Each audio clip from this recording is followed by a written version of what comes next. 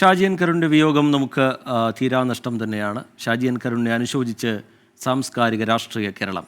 മലയാള സിനിമയുടെ മുഖവും മുഖശ്രീയുമായിരുന്നു ഷാജി എൻ കരുണെന്ന് മുഖ്യമന്ത്രി പിണറായി വിജയൻ പറഞ്ഞു.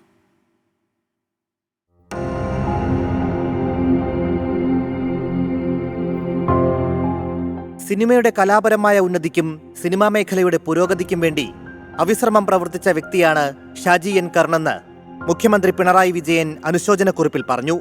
മലയാള സിനിമയ്ക്ക് തീരാനഷ്ടമെന്ന് സംവിധായകൻ അടൂർ ഗോപാലകൃഷ്ണൻ. സമൂഹത്തിൽ വളരെ ആക്റ്റീവായിട്ടിരുന്ന ഒരാളാണ് നമുക്ക് പെട്ടെന്ന് നഷ്ടപ്പെടുന്നത്. അത് വലിയ നഷ്ടം തന്നെയാണ്.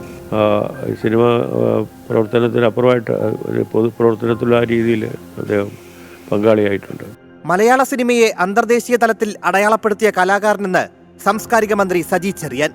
മലയാള സിനിമയെ ദേശീയ അന്തർദേശീയ തലങ്ങളിൽ അടയാളപ്പെടുത്തിയ കേരളത്തിന്റെ മികച്ച കലാകാരനായിരുന്നു ഷാജി എൻ കരുൺ സാർ.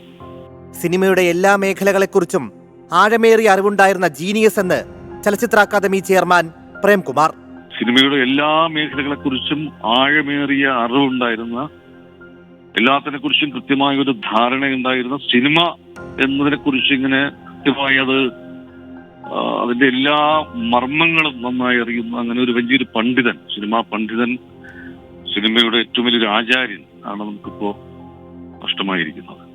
സിനിമയുടെ കലാമൂല്യത്തിൽ ഒരു വിട്ടുവീഴ്ചയ്ക്കും തയ്യാറാകാതിരുന്ന പ്രതിഭയെന്ന് പ്രതിപക്ഷ നേതാവ് വി ഡി സതീശൻ. മലയാളത്തിന് മഹാനഷ്ടമെന്ന് മന്ത്രി കെ ബി ഗണേഷ് കുമാർ.